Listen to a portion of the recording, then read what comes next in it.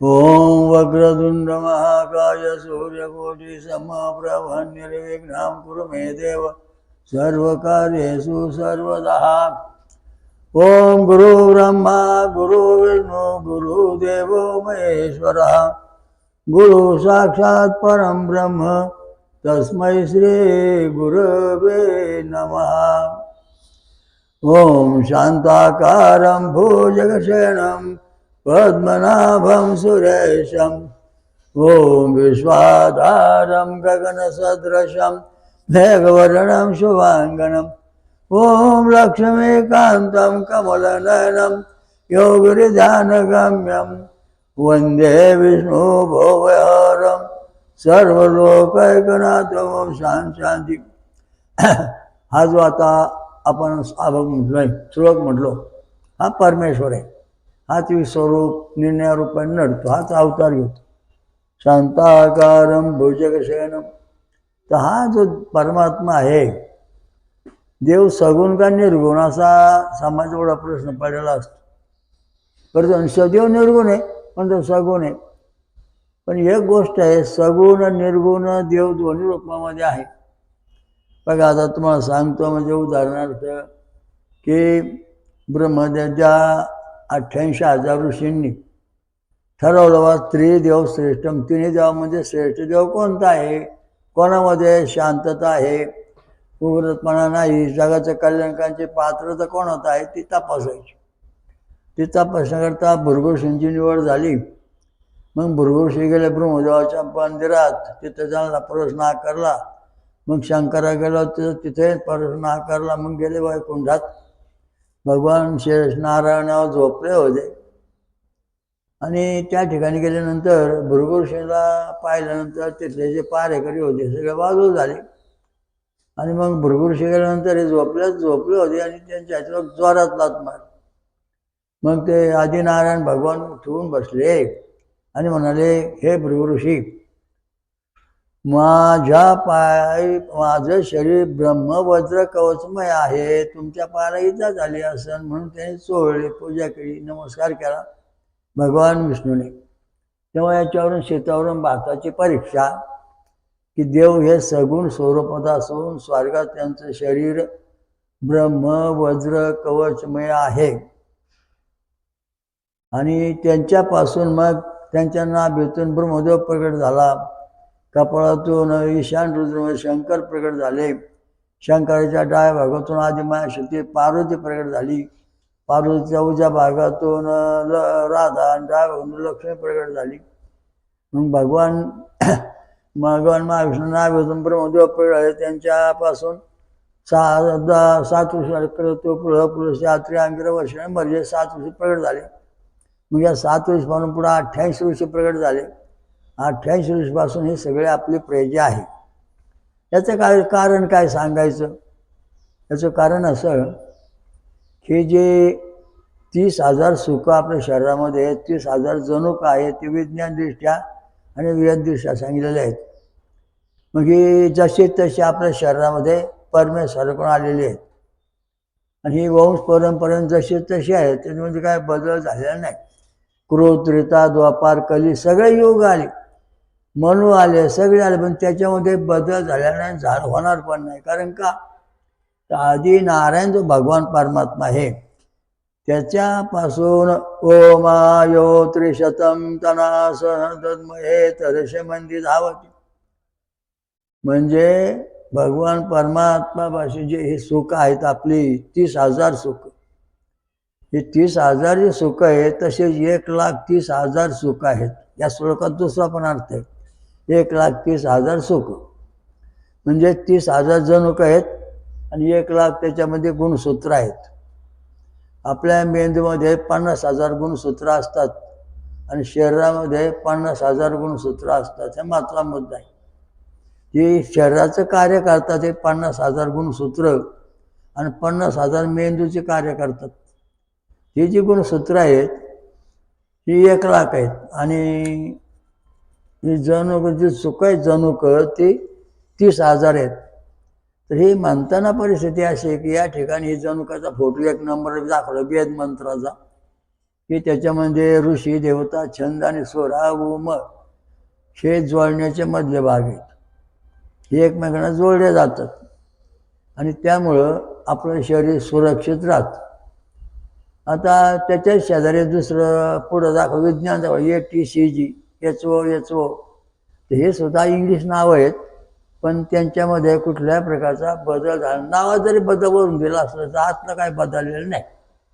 तेव्हा हे वंश परंपरेने परमेश्वराच्या आदिनायाची वंशावळ आपल्या प्रत्येकाच्या शरीरामध्ये आहे, आलं लक्षात.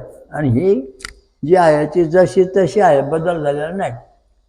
1,00,000 गुणसूत्र आपल्या शरीरात आहेत. मेंदूत 50,000, शरीरामध्ये 50,000 आणि हे शरीराचं 50,000 गुणसूत्र शरीराचं काम करतं.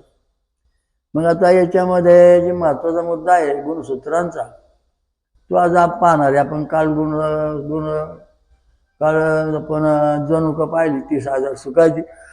त्याच्यामध्ये आज थोडक्यात गुणसूत्र जी आहेत 50,000 ते आपल्या शरीरामध्ये हातात, पायात, डोळ्यात, कानात, अंगठ्यापासून डोक्यावर सगळ्या ठिकाणी पसरलेली आहे.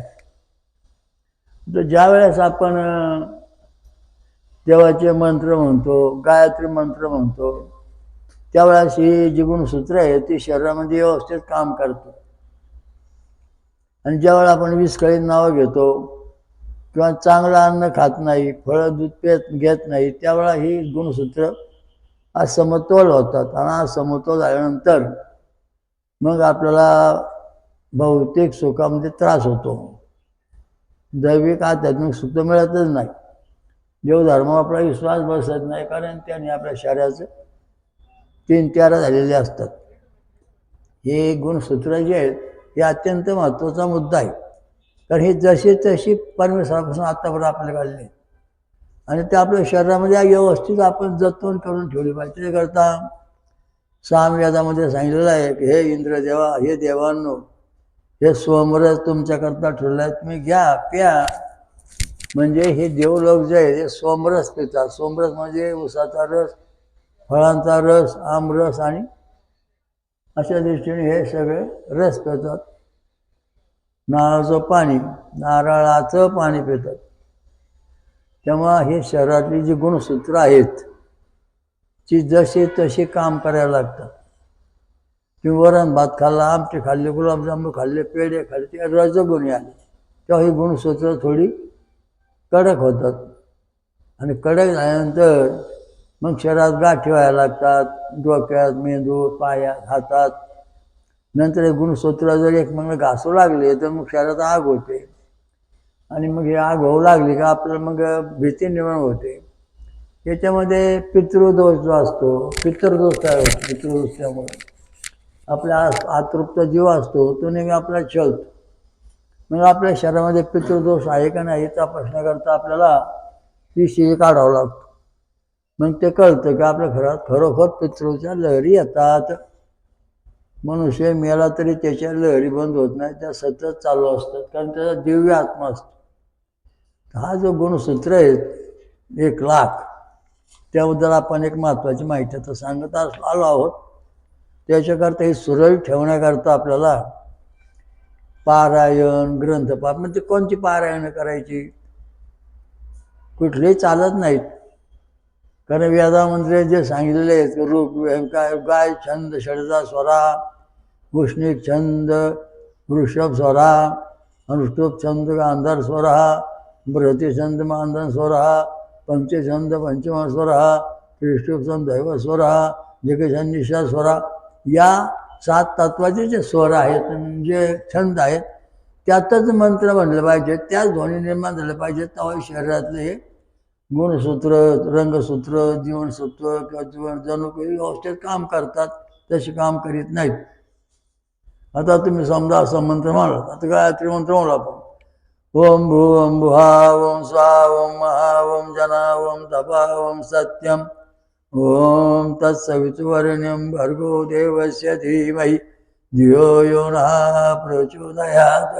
हा मंत्र म्हणलो तेव्हा आपल्या शरीरात जे कार्डिगम आहेत, मेंदू म्हणजे जी आहे, नंतर आपल्या शरीराची 30,000 जनुक म्हणजे सुख आहेत आणि 1,00,000 गुणसूत्र आहेत, 23 रंगसूत्र आहेत, ही समतोल शरीरामध्ये काम राहतात आणि काम करतात, सारख्या अंतरावर चालतात. आता एकामागे 5-50 गाड्या चालल्या, मध्ये सुरक्षित अंतर ठेवा, प्रत्येकाने 10-10 फूट, तेव्हा त्याच्यामध्ये काय ॲक्सिडेंट होत नाही.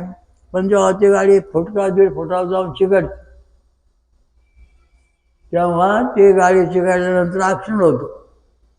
तशा प्रकारची ही जी गुणसूत्र आहेत, ही 2 गुणसूत्र जी आहेत, ती गुणसूत्र एकमेकांना घासतात किंवा चिकटतात, त्यामुळे त्यांचं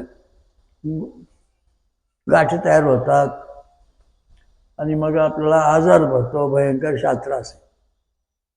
तर हे जे याच्यातलं महत्त्वाचा मुद्दा आहे तो अत्यंत महत्त्वाचा आहे.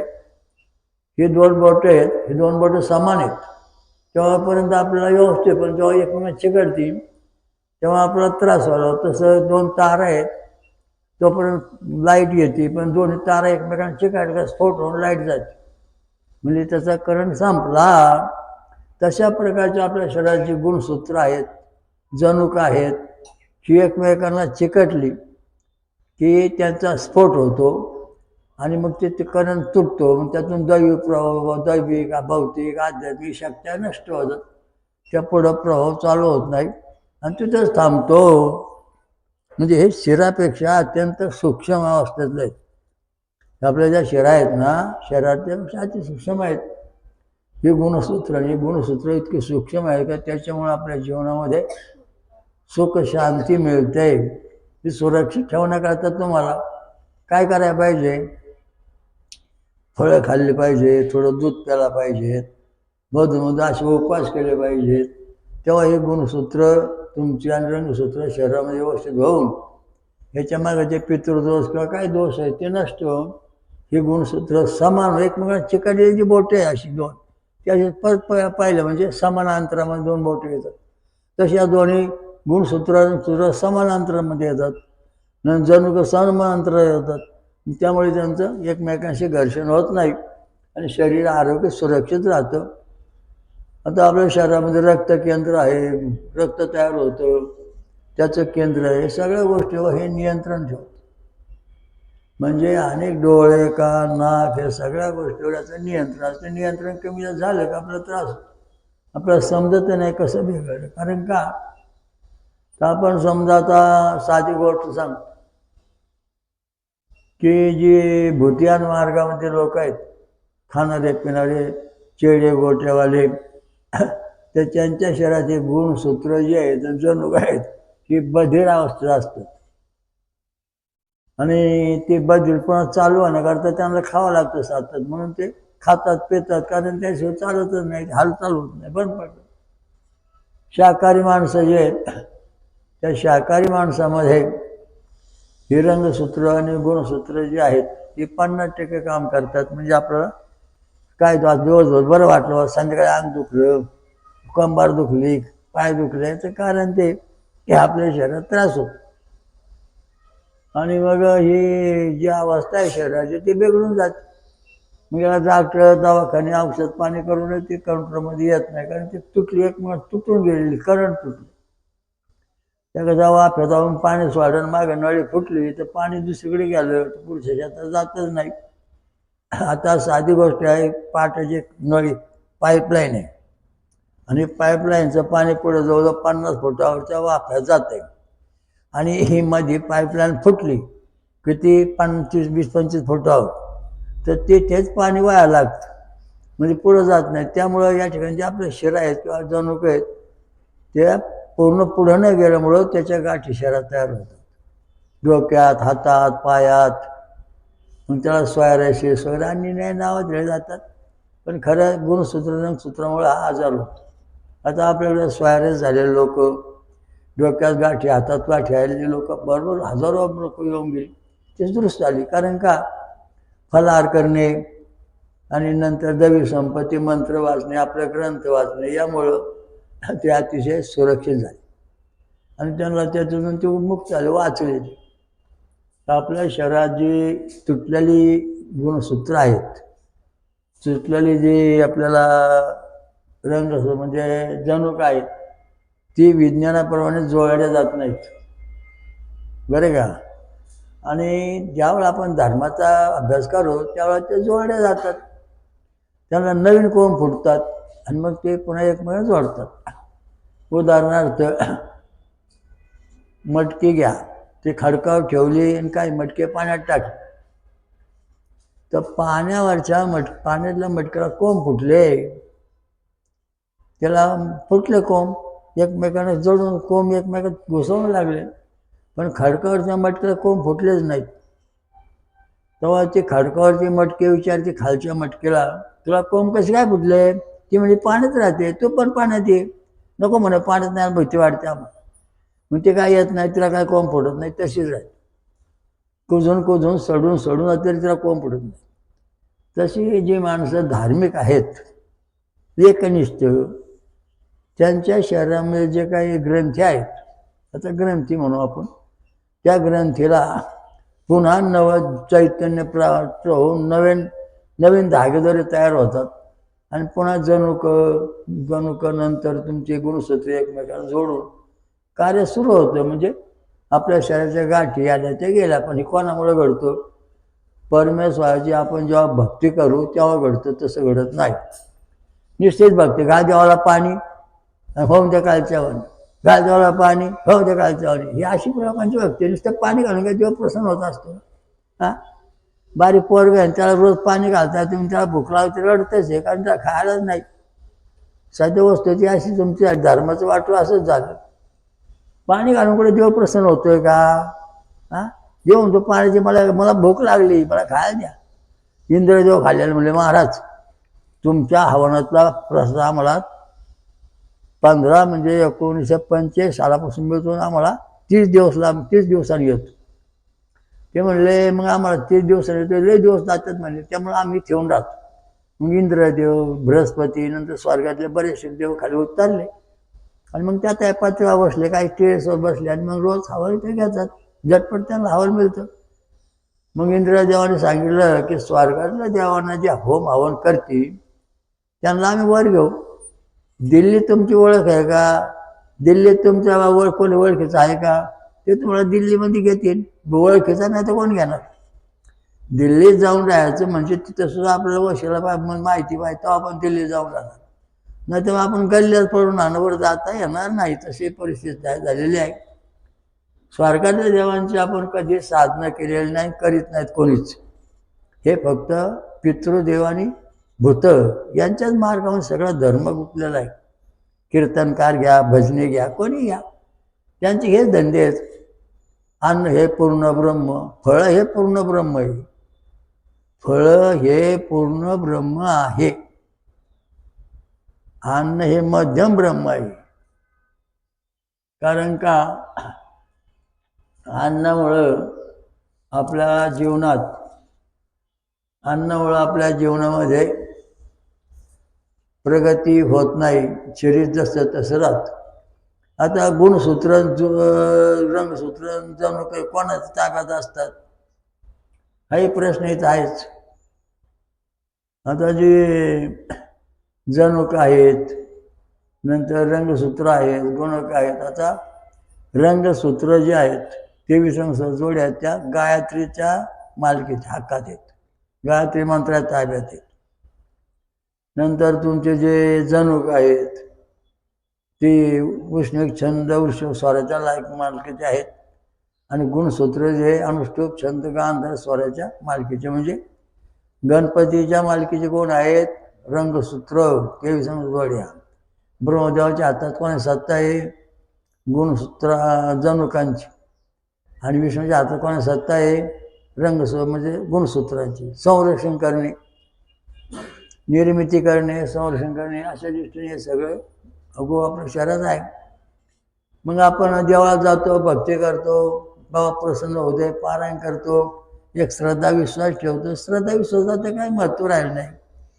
मला वाटलं चंद्रावर जायचं आहे, मंगळावर जायचं, मी श्रद्धा ठेवलं, आपण जाऊ शकत नाही, कारण त्याचं साधन नाही ना. साधन तयार होऊन तेव्हा आपण चंद्र मंगळावर जाणार. तशी ही कोरडी श्रद्धा काय कामाची? प्रात्यक्षिक जेव्हा तुम्ही मिळवता तेव्हा जाता. तुम्हाला विमानात बसायचे, विमानातून प्रात्यक्ष पाहिजे, तसे या ठिकाणी जेव्हा तुम्ही फळं खाऊन दूध पेता साधना करता तेव्हा तुम्ही प्रात्यक्षिक केला, प्रात्यक्षिक होईल तुमचा तो तुमच्या शरीरामध्ये तेवढा तुमचं प्रात्यक्षिक चालणं. काय चालन? प्रात्यक्षिक म्हणजे प्रत्यक्ष प्रमाण. कळलं? तर ही जी गोष्ट आहे याच्याकरता ही गोष्ट महत्त्वाची आहे. जीवनसूत्र आता आपण दैवी संपत्ती वाचतो त्याच्यामध्ये गायत्री म्हणजे मला गणपती गायत्री, शिव विष्णू इंद्र तंत्र ब्रह्म गायत्री, विष्णू गायत्री यांच्यामुळे हे सगळे आपल्या शरीरात कार्य चालतं. आपल्याला म्हणजे इतर मंत्रांनी हे जोडल्या जात नाही, काहीच होत नाही. लक्षात ठेवा. तुम्ही जर समजा गायत्री मंत्र जपला नाही तर तुम्हाला स्वर्गात कधीच प्रवेश मिळणार नाही. कारण का? याचं कारण सांगतो. स्वर्गात जाणे, आता तुम्ही पोलीस भरतीमध्ये गेले, आता सध्या पोलीस भरती मिलिटरी भरती चालू आहे. हां, उभे राहा. 163 सेंटीमीटर उंची, 36 छाती, चला पास. 163 उंची, 36 इंच, 36 छाती, चला पास. आणि उंची तुमची 150 सेंटीमीटर, 36 चला नापास. मग त्यांना कोणी भरती करून घ्यायचं का? मग इथं चालतंय जसं तर स्वर्गात किती कडक असेल. मग स्वर्गात जायचं तुमचं शरीर गायत्री मंत्रमय बनलं पाहिजे. तेव्हा तुम्ही जाता स्वर्गात शरीर घेऊन. आणि मग ते शरीर स्वर्गात जाण्याकरता कसं? आता एक खिडकी असते, त्या खिडकीच्या बाहेर 50 मांजरं असतात आणि त्या खिडकीला ते प्रत्येक मांजराचं खिडकीवर उभं राहतं. ज्या मांजराच्या दोन्ही बाजूच्या मिशा दोन्ही गजाला स्पर्श न करते ना तेव्हा ते मांजर खोलीमध्ये आत उडी मारून जाऊ शकतं.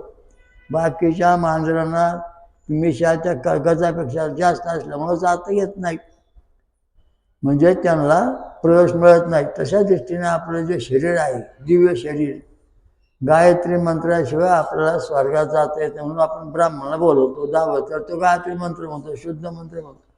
म्हणून तुमचे जे शरीर आहे ते त्यावेळेला शुद्ध करून सूक्ष्म व्यवस्थित बनवून मग ते स्वर्गात पाठवले जातात. हे ब्राह्मण कार्य महत्त्वाचं आहे.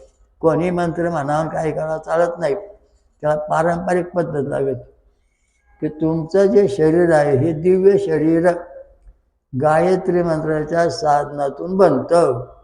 ज्याचा 10वा 13वा जीवनपणी झालेला आहे तो पक्का साधू बनलाय.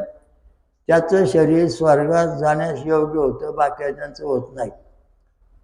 बाकीच्या शरीराचं मग भूतात मेळ्यात किंवा 84 लक्ष होतं. 84 लक्ष तुम्ही का फिरता? कारण तुमचा जो विधी आहे शिवपार्षद नावाचा, कैलास ब्रह्मनागाचा, तो तुम्ही करीत नाहीत. याच्याकडून गुरुमंत्र घे, त्याच्या पाया पड, याच्या पाया पडून काही उपयोग होत नाही. त्याच्याबद्दल तुमचा विकास कधीच होणार नाही. सर्व समाजाला समान न्याय, हा जो समान धर्मसंधी, सर्व समाजाला पूर्ण धार्मिक स्वातंत्र्य पाहिजे असेल तर वेद मंत्र म्हणले पाहिजेत. आकार उकार मकार अर्ध मात्रा. भगवान शंकराला पार्थून विचारलं, देवा एवढं मोठं जगाचं आवड कार होय तुम्ही कसं काय करणार, हात ताब्यात ठेवणार?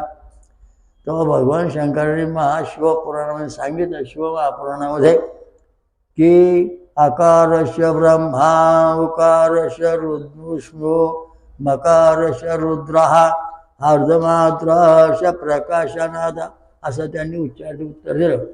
या जगामध्ये आकार उकार मकार असे 4च गट आहेत. या 4 गटाचे सगळे जीव आहेत पृथ्वी सोडलेले. त्यामुळं जो ज्या ज्या गटामध्ये येईल तो वर येईल. म्हणजे आकारामध्ये ये विरक्त, उकारामध्ये ओ रक्त, मकरामध्ये ये रक्त, बी म्हणजे बिरक्त. ही आपण माहितीपूर्वी दिलेली आहे, तुम्ही वाचून मी तुम्हाला कळलं. तर ह्याप्रमाणे ज्याचे गट आहेत, ये बी रक्तगट आहे गणेश तत्वाचं, त्याचं शरीर गणेश स्वरूप बनलं पाहिजे आणि गणेश स्वरूप बनवून गायत्री तत्वामध्ये बसलं पाहिजे. मग त्या स्वर्गात त्याला प्रवेश मिळतो. ओंकार मात्र शरीर ये रक्ताचं आहे, विष्णू तत्व शरीर बनलं पाहिजे. मग तुम्हाला स्वर्गात प्रवेश. हे रक्तगटामध्ये शिवस्वरूप शरीर बनलं पाहिजे. मग तुम्हाला शिवलोकात स्वर्गात प्रवेश. बिरक्तकडे शरीर जे आहे त्यांना शरीर त्याचं सूर्यमय बनलं पाहिजे, म्हणजे मग तो स्वर्गात जाण्यास योग्य झाला. अशा दृष्टीने अति सोपं शंकराने पार्थला समजून सांगेल. त्यामुळे एवढं जग जरी वाढलं, किती जरी धर्मपंथ जगात झाले, तर त्यांचे हे गटाचे गट आकार उकार मकर अर्धमात्रा हे जे प्रकार रक्तगटाचे ते शिव महापुराणामध्ये शंकर भगवंताने पार्थला जगाच्या आरंभी सांगितले. मग आता शोध लागले, मग त्याला ये बी ओ ये असे गट दिले. फॅक्टर अमुक संशोधन चाललं, सूक्ष्म चाललं. तर सांगायचा मुद्दा असा आहे की हा जो प्रकार आहे ज्ञान हे आपल्या व्याजात आहे. तेच व्याजात, आणि तुमचा व्याज आंबा चोरला आणि आमच्या घरी लावला, हो मँगो झालं आमचं तुमचा आंबा. आम्ही आमचा मँगो लावला, आमच्या घरात मँगो आहे आणि तुमच्या आधारचा आंबा आहे. दोघांची भांडणं लागतात. मग मँगो तोचा आंबा, मी म्हणतो मँगो, हा म्हणतो आंबा, माझा आंबा श्रेष्ठ, तो मँगो श्रेष्ठ. मग 4-5 लोक जमतात म्हणजे तुमचा मँगो आणा, तुमचा आंबा आणा, दोन्ही फळं एक जागी होणार, हे तर एकच फळ आहे. ह्या अशी वस्तू ती जगात नाही चुकीच्या मार्गाची. म्हणजे आपलं ज्ञान चोख नेऊन त्याला नाव बदलल्यात. ऋषी देवता छंद आणि स्वर हे आपल्या जनुकाचं मुख्य सार रहस्य आहे. त्याला ATCG यसो असं जोडून नाव दिलं. म्हणजे फरक काय करा, तुम्ही काय केला नाही. जगामध्ये जे व्याजात ज्ञान आहे त्यात तुम्ही काय फरक केला नाही. व्याजात सांगितलं कसं म्हणतोय, निर्लोहिता ताम्र धूम्रा, म्हणजे लोह आणि तांब हे दोन्ही एका रक्त बनतं. ही अत्यंत महत्त्वाचा मुद्दा वेदात सांगितलेला आहे. जगाच्या आनंद त्याला कुठं विज्ञान होतं, कुठं शास्त्र होतं, पण त्यांनी दिलं की रक्त कशापासून बनतंय हा महत्त्वाचा मुद्दा. आणि तोच मुद्दा आता विज्ञान सिद्ध केला आहे की रक्त जे आहे तुमचं लोह आणि तांब्यापासून बनतं. म्हणजे पूर्वी सांगितलेलं आहे, फक्त यांनी त्याला वेगळं नाव दिले, iron copper. Iron plus copper झालं तुमचा ब्लड ग्रुप. मग त्याचा पूर्वी काय लोह आणि तांबे झाला रक्तगट. अशा दृष्टीने हे सगळं दिशाभूल करून आपण आपली संस्कृती सोडून दुसऱ्यांचं उष्ट चाटत बसलोय आणि आपल्याचा खायला देतात. तुमचा गहू त्यांनी बनवलं बिस्किट आणि तुमची चपाती चालूच आहे, मग तुम्ही बिस्किटे खाताय, पण ते गावाचीच ना. म्हणजे अशा दृष्टीने तयार केलं आहे जगाने. जे थोडा फरक केला फसवलं. आता जगामध्ये नवीन ज्ञान काय बा, नवीन ज्ञान काय, वेद मंत्र रक्तगट. अजूनपर्यंत एवढे अवतार झाले, एवढे देवदेवता आले, एवढे धर्म, पण त्यांना याच्यातलं रहस्य सांगता आलं नाही. ते आपण इथे शोधून काढलेलं आहे. वेद मंत्र आणि रक्तगट जगामध्ये प्रथम. त्यामुळे हजारो माणसाला सुखशांती. आता तुमचा ये बी रक्त आहे गट आहे, मग तुम्ही गायत्री म्हणून ओम विज्ञानता विद्मकुंडा धीमत तनुजंती परत. मग ह्या माणसाचं जे रंगसूत्र जणू काहीतरी सुरक्षित. मग नंतर ओ रक्तगट नारायण विद्महे वासुदेवाय धीमहि तन्नो विष्णु प्रत. मग त्याच्या शरीरामधले गुणसूत्र रंगसूत्र जणू व्यवस्थित. नंतर तत्पुरुषाय विद्महे महादेवाय धीमहि तन्नो रुद्र शिवशंकराचा. हे रक्तगटामधल्या माणसाचं रंगसूत्र गुणसूत्र आणि जणू काही अतिशय समप्रमाणात राहतात. रक्तगट. ह्या रक्तगटामध्ये मग ओम सूर्यनारायण विद्महे मित्राय धीमहि तन्नो सूर्य प्रविशात. हा सूर्याचा मंत्र जपल्यानंतर सूर्यलोक आहे. याच्या म्हणजे गुणसूत्र रंगसूत्र गुणसूत्र आणि जणूक ह्या गटाच्या पद्धतीने समतोल वाढतात. हा इथं महत्त्वाचा मुद्दा सांगितलेला आहे. जर तुमचं रक्तगट समजा वेगवेगळा असेल तर ते एकमेकांचा रक्तगट असलं हे बी चालत नाही. तसं या ठिकाणी सुद्धा तुमचे गुणसूत्र रंगसूत्र जे आहेत ते जर भक्ती मार्गातून तुम्ही व्यवस्थित जमवले तर त्याच्यामध्ये ते गुणसूत्र चालतात. म्हणजे एक स्वतंत्र स्वधर्म आणि हे स्त्रिया कोण सांगितलं, भगवान कृष्णाने. स्वधर्म सूर्य पाव हे कोण सांगितलं, ज्ञानेश्वरांनी पसायदानामध्ये. स्वधर्म सूर्य पाहो, जे पण लावते ते लावो.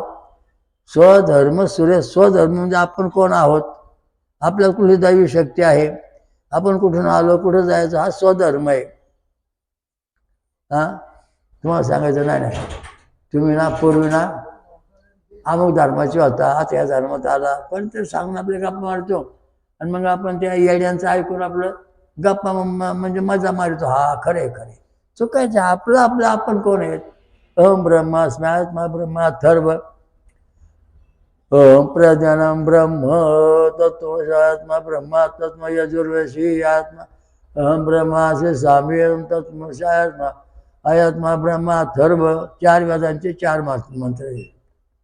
हे गुरुमार्गाचे महत्त्वाचे मंत्र आहेत. तर त्या दृष्टीने हेच अभ्यास केला जातो. मी ब्रह्म आहे, मी आत्मा आहे. तुम्ही आंब्याचा मी आंबा आहे म्हणायचं काय कारण? तुम्ही आंबा आहेतच मुळात. तुम्ही जे आहे ते आंबा आहेच. आंबा म्हणतो का? मग आंबा काय म्हणतो? मी आंबा आहे, लिंब म्हणतो, मी लिंब आहे. अरे पण तू लिंब आहे तुला म्हणायचं काय कारण आहे? तो आंबा आहे, तो आंबाच आहेस. तशा दृष्टीने सनातन आपला जो धर्म आहे, धर्म त्याच्यामध्ये जसं तसं जन्माला येणे आणि जसं तसं शास्त्र प्रकट होणे आणि जसं तसं वागून पुन्हा आपल्या मूळ ठिकाणी जाणे हा हिंदू धर्माचा मुख्य पर्याय आहे. बाकी धर्मात तसं नाही. डोकं पाणी शिपड, बाकीच्या गोष्टी कर, निर्णय काहीतरी कर, ह्याच्या पद्धतीने आपल्याकडे नाही. तर ह्या ज्या गोष्टी आहेत त्या आपल्या धर्मामध्ये जसं आहे काहीच करायचं नाही. जन्मात तुमच्या परमेश्वराने अनुवंश दिलेले आहे ना. गुणसूत्र तुमच्यात आहेत, रंगसूत्र तुमच्यात आहेत, नंतर जनुक तुमच्यात आहेत.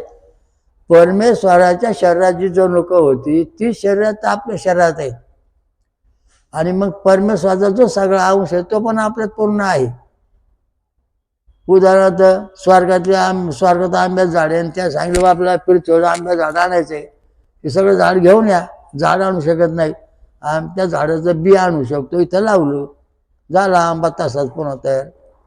तसं कृष्ण भगवान परब्रह्मातून खाली उतरले, परमधामातून इथं मानवरूपात आले.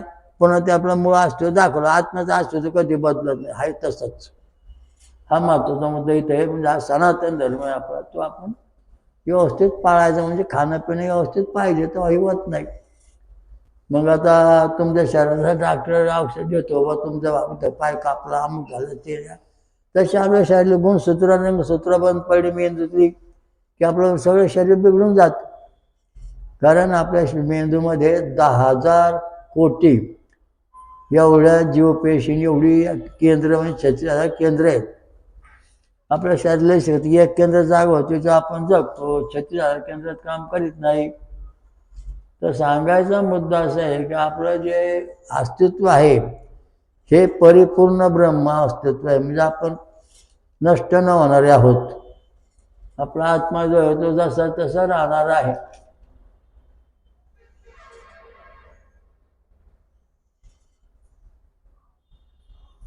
हा जो आत्मा आहे आपला, हा जसा तसा राहणार आहे.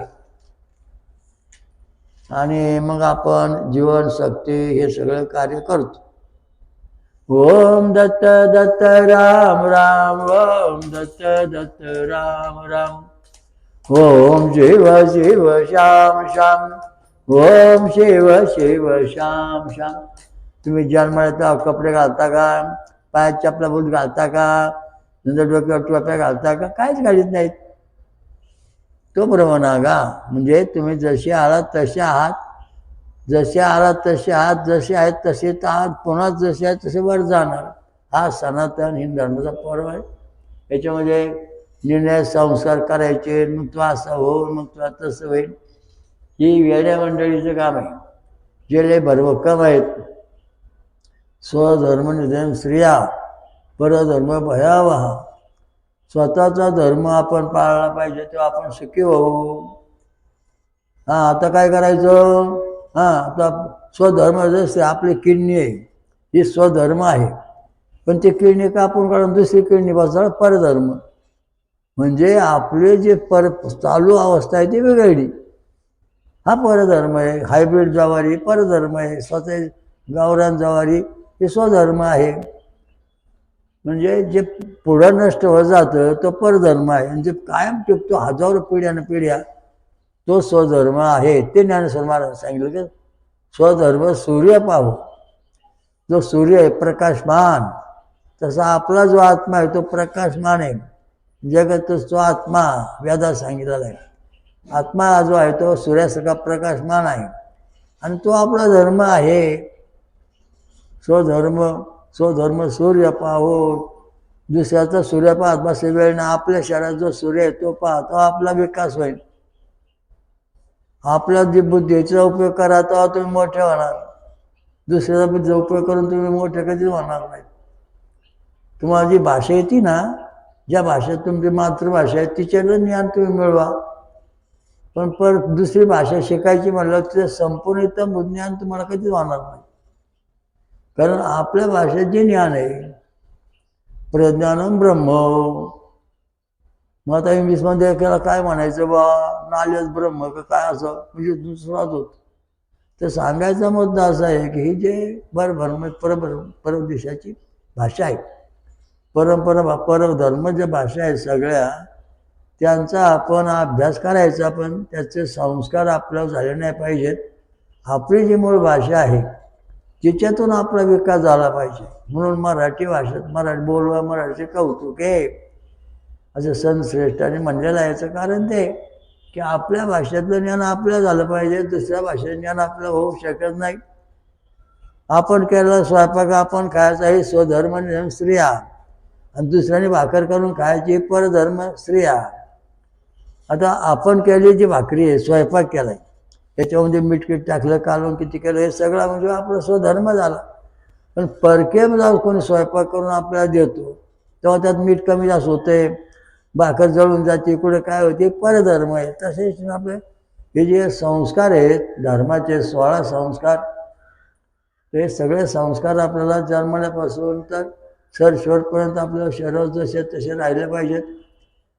25 वर्षापर्यंत ब्रह्मचर्य आश्रम, 25 ते 50 पर्यंत ग्रहस्थ आश्रम, 50 ते 75 वानप्रस्थ आणि 75 ते 100 वर्षापर्यंत संन्यास आश्रम. तर जी माणसं 75 वर्षापुढे जातात त्यांना संन्यास योग प्राप्त होतो. सांसारिक असणं तर कोणी असो, त्यांना दैवी गती प्राप्त होते. हा महत्त्वाचा मुद्दा या ठिकाणी सांगितला आहे. ओम दत्त दत्त राम राम, ओम दत्त दत्त राम राम, ओम शिव शिव श्याम श्याम, ओम शिव शिव श्याम श्याम, ओम स्वयंभू विश्वराजा श्री अमृतमंद कलकत्ता महाराज की जय. स्वयंभू महापंचसागरेश्वरी महादुर्गा महाशाकंभरी माता की जय. ब्रह्मश्री आत्री की जय. महासती अनुसया माता की जय. सर्व देवदेवता की जय. साधु संतांची जय. ऋषिमुनी की जय. धर्म की जय. गणपती बाप्पा मोरया. बुद्धती ओम हरि ओम.